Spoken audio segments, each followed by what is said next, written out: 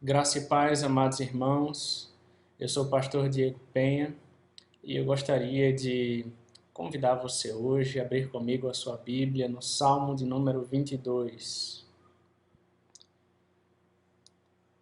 Salmo de número 22. Será o nosso texto, a nossa exposição. Assim diz a palavra do Senhor. Deus meu, por que me desamparaste? Porque se acham longe de minha salvação as palavras de meu bramido. Deus meu, clamo de dia e não me respondes, também de noite, porém não tenho sossego. Contudo, tu és santo, entronizado entre os louvores de Israel. Nossos pais confiaram em ti e confiaram e os livraste. A ti clamaram e se livraram, confiaram em ti e não foram confundidos. Mas eu sou verme e não homem, opróbrio dos homens e desprezado do povo. Todos os que me veem zombam de mim, afrouxam os lábios e meneiam a cabeça. Confiou no Senhor, livre-o ele, salve-o, pois nele tem prazer. Contudo, tu és quem me fez nascer e me preservaste, estando eu ainda ao seio de minha mãe. A ti me entreguei desde o meu nascimento, desde o ventre de minha mãe. Tu és meu Deus.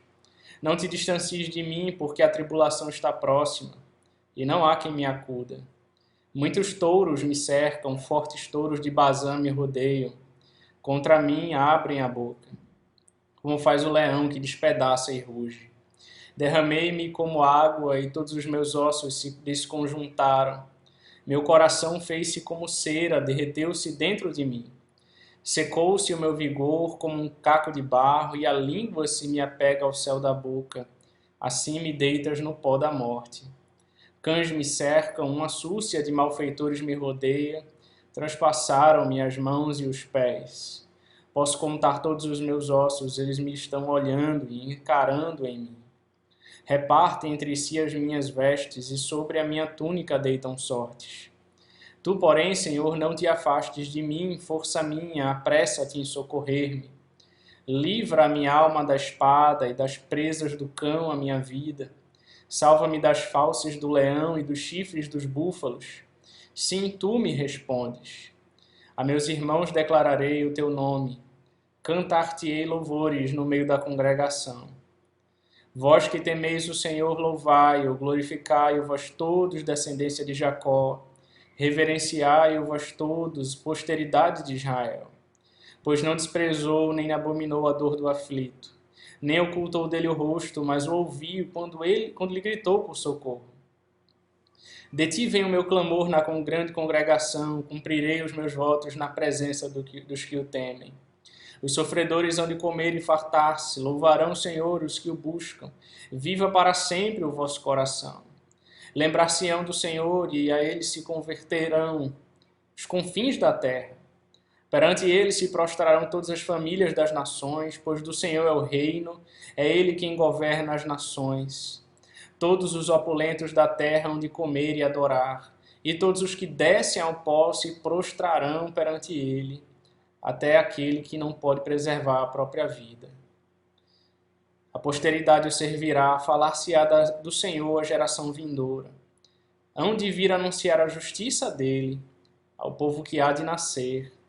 Contarão que foi ele quem o fez. Vamos orar, meus irmãos. Senhor Deus, amado Pai, ajude-nos, Senhor, a compreender Tua palavra, sermos instruídos e edificados por ela. Aqueça o nosso coração, ó Deus, abençoa a Tua igreja, desvenda os nossos olhos para que possamos compreender as maravilhas da Tua lei. É isso que nós te clamamos, Senhor, em nome de Jesus Cristo. Amém. Amém, meus irmãos. Salmos 22, 23 e 24, eles constituem uma trilogia sobre Cristo, o pastor. Veja no Salmo 22 que nós lemos: o bom pastor dá vida por suas ovelhas. No Salmo 23, o grande pastor dedica a vida às ovelhas e cuida delas. E no Salmo 24, o pastor supremo é aquele que volta em glória para buscar as suas ovelhas. A autoria do Salmo 22, irmãos, é atribuída a Davi. Mas é difícil determinar a ocasião de sua vida que teria dado origem a esse tipo de salmo. De acordo com o relato bíblico, o Senhor jamais o abandonou em seu momento de necessidade. Antes, sempre lhe deu amigos para ajudá-lo e o livrou de seus inimigos. O sofrimento intenso descrito aqui não corresponde a um enfermo em seu leito, nem a um soldado na batalha. Parece mais com a descrição de um criminoso sendo executado. E várias citações do Salmo nos 4 evangelhos, bem como em Hebreus 2, indicam que se trata de um salmo messiânico. Podemos não saber a relação desse salmo com a experiência pessoal de seu autor, mas sabemos que o rei Davi foi também um profeta, de acordo com Atos 2,30, e que nesse salmo ele escreveu sobre a morte e a ressurreição de Jesus Cristo. A primeira parte, nos versos de 1 a 21, concentra-se na oração e no sofrimento e nos remete à cruz. Enquanto a segunda parte, os versos 22 a 31, anuncia a ressurreição e expressa louvores para a glória de Deus. Por isso eu quero meditar com vocês hoje no Salmo da Cruz de Cristo. A fim de compreender a mensagem da Bíblia, é essencial entender o sofrimento e a glória do Messias. Portanto, ao estudar esse salmo, procuraremos ver em suas palavras tanto Davi quanto o filho de Davi. Em primeiro lugar, vejamos a oração num momento de sofrimento. 3 coisas pesavam no coração de Davi e o levaram a orar pedindo o socorro de Deus. E essas mesmas questões também se aplicam a Jesus. Primeiro, ele foi abandonado pelo Senhor. Veja comigo os versos de 1 a 5. Deus meu, por que me desamparaste? Porque se acham longe de mim a salvação, as palavras de meu bramido. Deus meu, clamo de dia e não me respondes. Também de noite, porém não tenho sossego. Contudo, tu és santo, entronizado entre os louvores de Israel. Nossos pais confiaram em ti e confiaram e os livraste. A ti clamaram e se livraram. Confiaram em ti e não foram confundidos. As primeiras palavras do Salmo nos transportam imediatamente ao Calvário, pois Jesus citou-as no final do período de 3 horas de trevas. Não estou só, disse Jesus a seus discípulos, porque o Pai está comigo. E, no entanto, clamou em alta voz que o Senhor o havia abandonado. Deus meu, por que me desamparaste? Ao dizer essas palavras, estava envolvido numa transação misteriosa com o Pai, na qual o Filho estava morrendo pelos pecados do mundo. Na cruz, Jesus se fez pecado e ele se fez maldição por nós. De alguma forma inexplicável, experimentou aquilo que os pecadores condenados vivenciam quando são banidos da face do Senhor. Observe, porém, que tanto Davi quanto Jesus chamam o Senhor de meu Deus, deixando claro que ainda conhecem o Pai e confiam nele. Não é o lamento de um servo queixoso, mas sim um pranto de uma criança que pergunta: onde está meu Pai quando preciso dele? Enquanto orava por ajuda, Davi imaginava por que o Senhor não respondia. Afinal, era um Deus de compaixão, que se preocupava com seu povo. Era também um Deus santo que praticava a justiça. Além disso, Israel era a nação especial de Deus, segundo sua aliança com o povo, e o Senhor estava entronizado entre os louvores de Israel, diz o salmista. Somente Israel possuía a lei de Deus e podia adorá-lo de maneira aceitável. Em várias ocasiões no passado, Deus havia cumprido suas promessas da aliança com Israel e lutado em suas batalhas. Então, por que havia se distanciado? A compaixão, a justiça e a aliança sagrada eram argumentos fortes para que Deus interviesse, mas ele permaneceu em silêncio. Segundo, ele foi desprezado pelo povo. Versos de 6 a 11 diz assim: mas eu sou verme e não homem, opróbrio dos homens e desprezado do povo. Todos os que me veem zombam de mim. afrouxam os lábios e meneiam a cabeça. Confiou no Senhor, livre-o ele, salve-o, pois nele tem prazer. Contudo, tu és quem me fez nascer e me preservaste, estando eu ainda ao seio de minha mãe. A ti me entreguei desde o meu nascimento. Desde o ventre de minha mãe tu és o meu Deus. Não te distancies de mim, porque a tribulação está próxima e não há quem me acuda. Essas palavras aplicam-se de modo especial a nosso Salvador, irmãos. Sou verme e não homem. É uma declaração esquecida que mostra quão pouco valor os líderes de Israel e os oficiais romanos davam a Jesus de Nazaré. Um verme é uma criatura que vive no solo, indefesa, frágil, indesejável. Isaías 52:14 predisse que o Messias seria terrivelmente desfigurado por seus inimigos e nem sequer pareceria mais humano. Davi lembrou o Senhor de que, desde seu nascimento, Deus havia cuidado dele. Então, por que abandoná-lo naquele instante? Interessante porque, apesar do aparente abandono e desprezo pelo povo, ele confiava no Senhor. Veja que o verbo confiar é usado 3 vezes nos versos 4 e 5, e também no versículo 8. Você que pensa que foi abandonado por Deus e se sente desprezado pelos homens, confie no Senhor. Ele é o teu refúgio e fortaleza, socorro bem presente nas tribulações. Terceiro, irmãos, ele foi condenado pela lei. Versos 12 a 21 diz: muitos touros me cercam, fortes touros de Bazã me rodeiam, contra mim abrem a boca. Como faz o leão que despedaça e ruge, derramei-me como água, e todos os meus ossos se desconjuntaram, meu coração fez-se como cera, derreteu-se dentro de mim.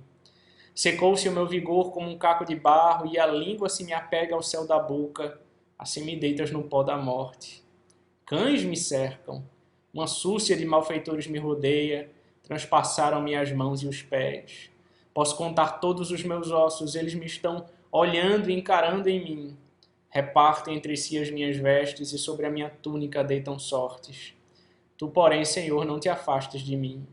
Força minha, apressa-te em socorrer-me, livra-me a minha alma da espada e das presas do cão, a minha vida. Salva-me das fauces do leão e dos chifres dos búfalos. Sim, tu me respondes. Davi olhou ao redor e viu seus inimigos, de tão selvagens que eram, comparou-os com animais, touros, leões e cães. Bazã era uma região extremamente fértil, a leste do Mar da Galileia e norte do rio Jarmuque até o Monte Hermon, conhecida hoje como Colinas de Golã. Os touros selvagens rodeavam sua presa e então atacavam para matá-la. Os cães eram animais selvagens carniceiros que viviam nos depósitos de lixo e andavam em matilhas à procura de vítimas.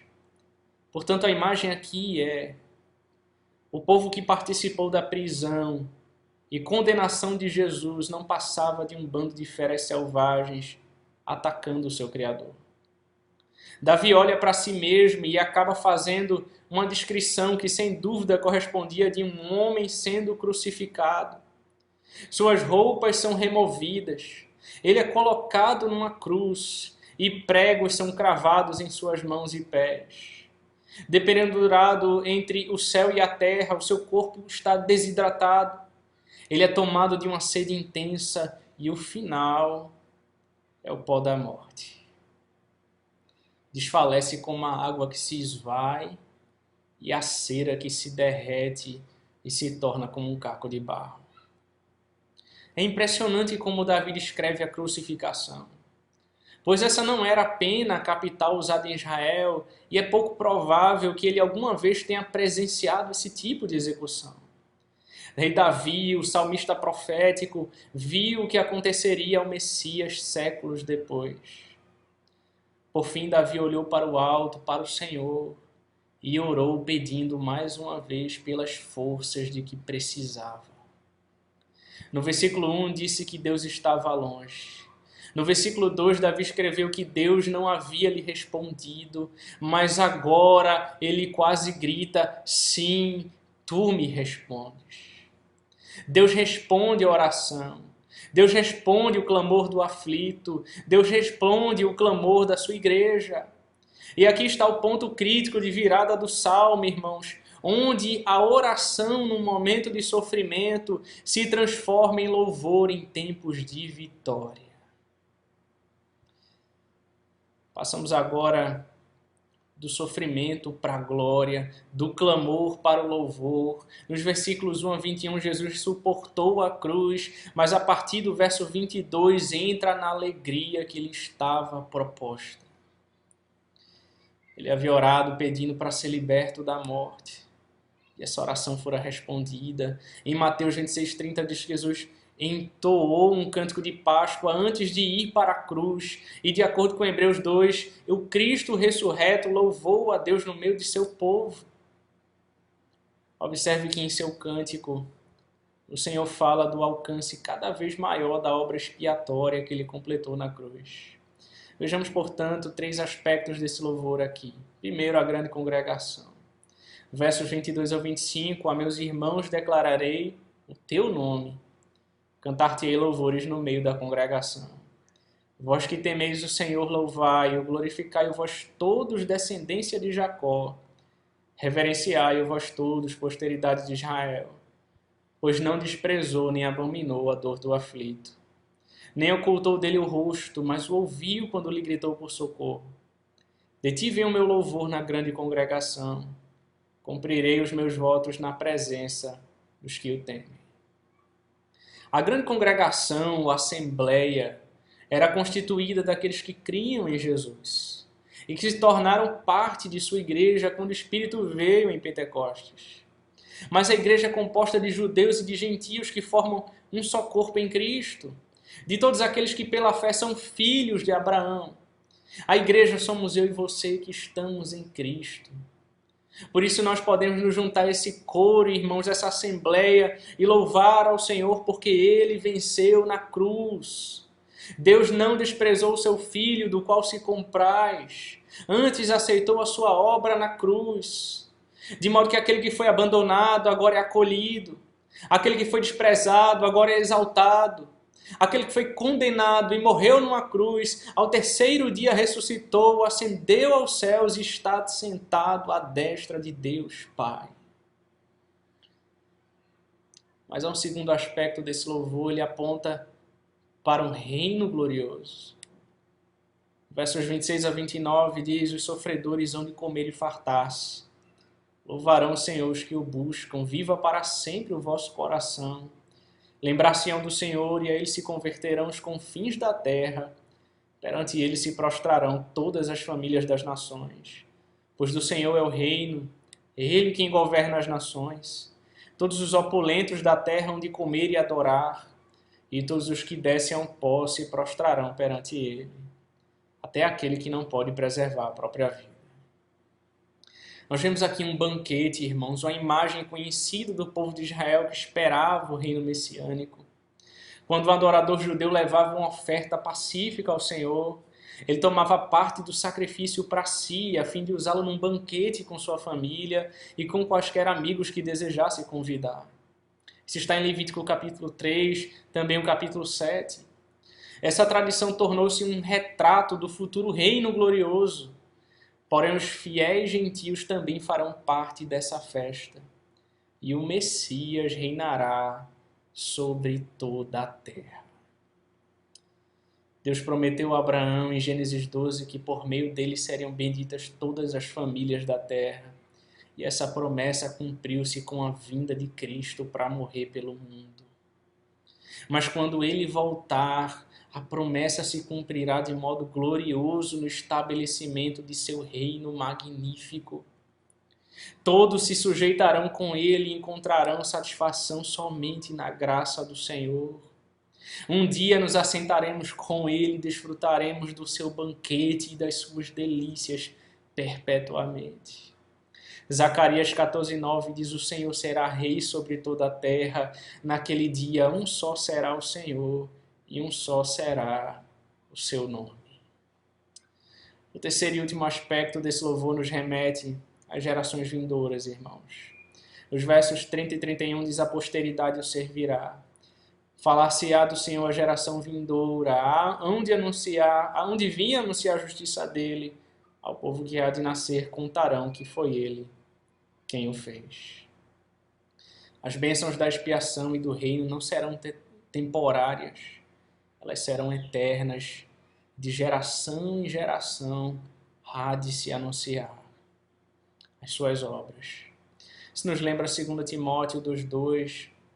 Porém, a ênfase não é sobre o que os filhos de Deus fizeram aqui, mas sim sobre o fato de que o Senhor realizou todas as coisas.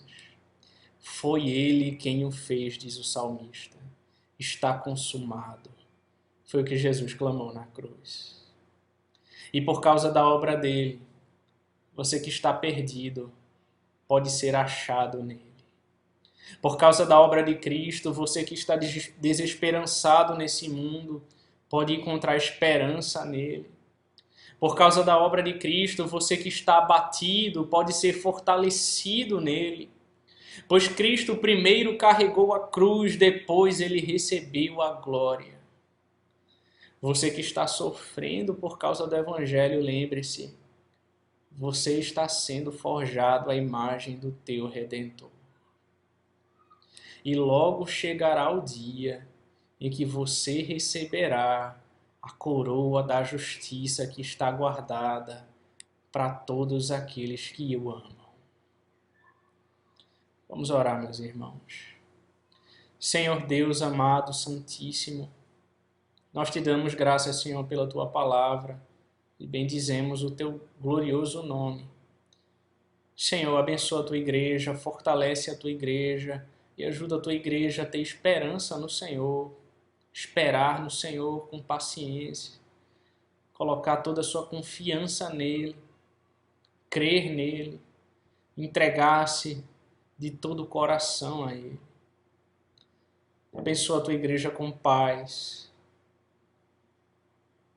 É o que nós oramos, ó Deus, em nome de Jesus Cristo. Amém. Que Deus vos abençoe, meu irmão.